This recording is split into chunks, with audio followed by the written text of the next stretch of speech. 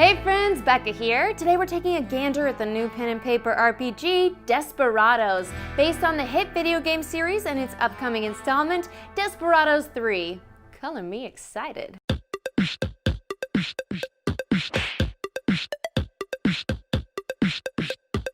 This brand new Western RPG, based on the tactical stealth game Desperados 3, pits a posse of players along with a game master against the roughnecks and renegades of the 19th century American West. Character creation begins with the selection of background. This is an open-ended option defining the character's origin, what they do for a living, and how they spend their leisure time. Next, define the character's attributes. There are a total of 6 attributes in the game, each ranging in value from 1 to 6. Brawn, raw strength and athleticism.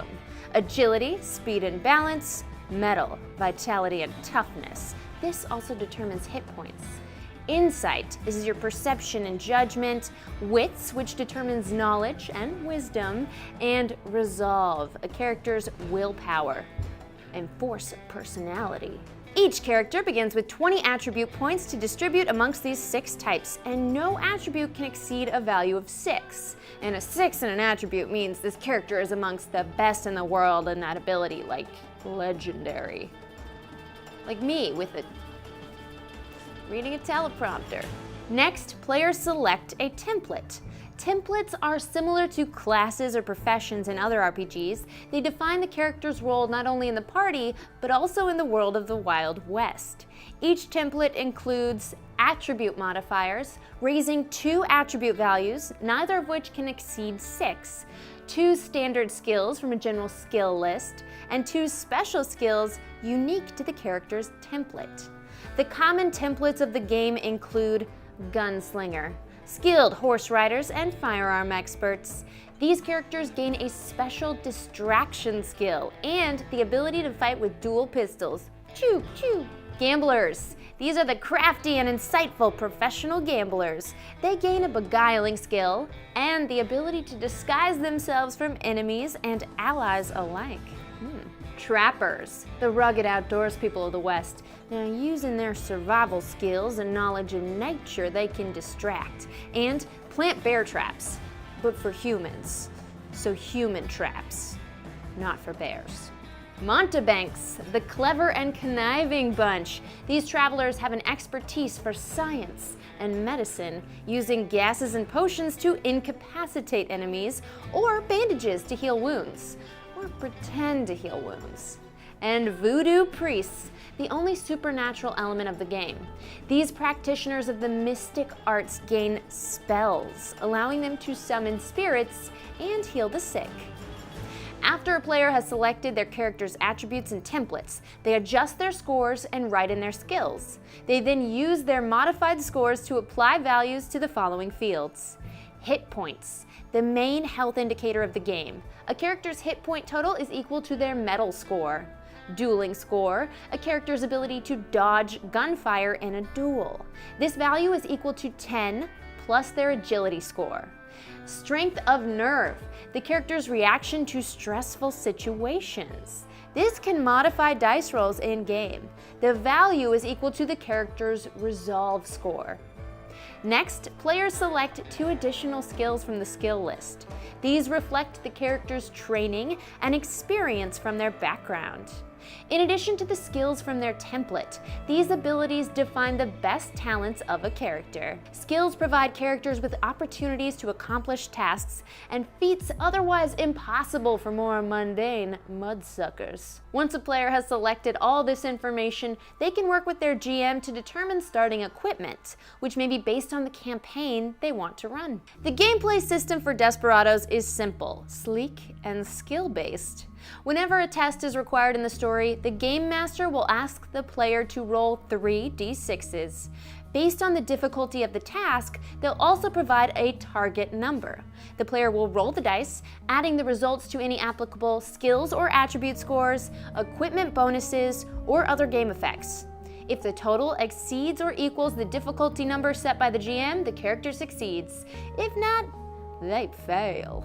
The GM and the story provide the result of either outcome. Some roles can result in a grand success, providing a better than expected outcome from the task. If a player succeeds on their roll and has at least 2 dice with matching values, they achieve a grand success, granting an additional advantage. If this occurs in combat, players can access the Grand Success in Combat table, unlocking some truly heroic actions. GMs set difficulty based on this handy graph. Simple and routine tasks have lower target numbers between 8 and 13, while difficult or challenging tasks may be as high as 22, or in the case of tests deemed scary, a difficulty number beyond even 23. Yeah. Players also have a few tricks up their sleeves to modify rolls. In addition to their equipment and skills, characters may use their strength of nerve value as a pool of points used to re-roll dice. For each point they spend reducing their strength of nerve score, a character can re-roll 1 die from their test. This pool refreshes as a character has a chance to rest, determined by the GM. Character progression uses a milestone system determined by the GM as well. Once the characters have completed a chapter of the overall campaign, they receive 2 benefits. They increase 1 attribute value by 1 point, never exceeding 6, and they learn a new skill from the skill lists. Voodoo Priest can learn a new spell as well. And no Western RPG would be complete without some combat rules. Like the video game, Desperados uses lots of tactic-based fighting, but still keeps the rules simple and swift in order to keep the gameplay moving. There are 2 types of combat: tactical combat and duels. Tactical combat is the most common form of fighting and handles multiple combatants on both or all sides. After describing the scenery, terrain, and position of the fighters, the GM allows characters to take action based on their field of vision. That is what they can see. This is determined based on a character's positioning on the battlefield. Cover obstructs vision, for example. However, characters must emerge from cover to attack opponents. Using their special skills and clever role-playing, characters can alter opponents' field of vision, gaining the upper hand in combat. Players then resolve their actions, rolling applicable skills for their action choice. Firing the revolver would use range combat, sneaking round back would use conceal, etc. If a character fails the roll, they not only fail the task, their opponents within line of sight may now attack them. This is the enemy portion of combat and occurs whenever a character fails a roll. Anytime a character passes through an opponent's field of vision without taking a combat action, they impose an automatic failure, giving opponents a chance to deal damage. Just like life. Just don't go running through the battlefield. If the player succeeds, they pass their test and either cause damage or accomplish their action. Grand successes grant a bonus from the Grand Success in Combat table. When damaging opponents, weapons deal 1 point of damage. Many henchmen have just 1 hit point, and bosses or major opponents can have multiple hit points. If a character ever drops to 0 hit points, they're incapacitated. What this means is up to the GM, crawling on the floor, unconscious, or even dead. Duels are a special form of combat evoking the quick-draw showdowns of many a Western classic. Duels are intended to emulate the tension and excitement of a showdown. They follow a 4-step process. 1. Determine the difficulty number set by the GM based on the ruthlessness of the opponent. The player's target number is the difficulty level of the opponent, while the opponent's target is the character's dueling score. 2. Determine shot timing. Each duelist sets a d6 showing the number of rounds they want to wait before shooting. For each round waiting, they lower the difficulty number by 1. 3. Exchange shots. Whoever waited the least amount fires first and rolls their test. Failures here do not impose an attack by the opponent. A success means a hit and 1 damage. 4. End the duel. Opponents can either consider the disagreement settled or restart a new round of firing.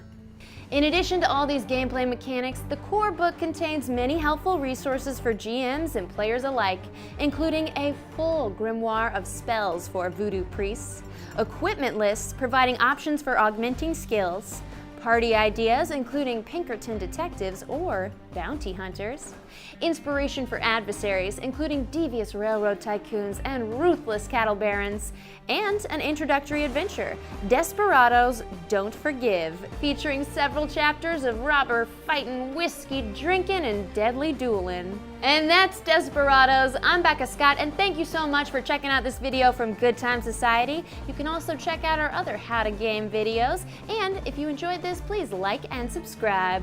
See you around, partner.